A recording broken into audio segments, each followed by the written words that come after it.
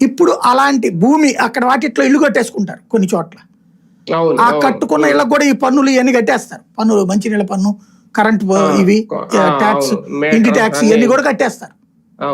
కానీ వాళ్ళకి అవి ఎప్పటికీ పర్మనెంట్ కాకూడదు.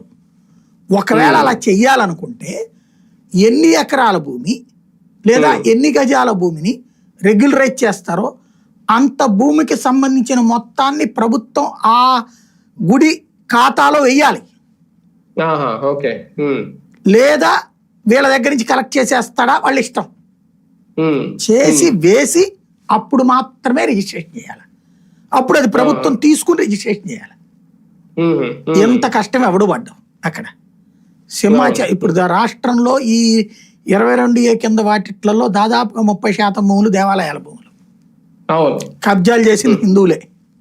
ఇల్లు కట్టుకున్నారా, పొలం దున్నుకుంటున్నారా, వ్యాపారం చేసుకుంటున్నారా, ఇవన్నీ ప్రభుత్వ దేవాదాయ శాఖ భూములు కబ్జా చేసిన వాళ్ళు ముస్లింలు, క్రైస్తవులు కాదు, హిందువులే. అవి రెగ్యులరైజ్ ఇప్పుడు చేసినా సరే ఇందులో దేవాదాయ శాఖ భూములతో పాటు వక్ఫ్ భూములు కూడా ఉంటాయంట 22A లో.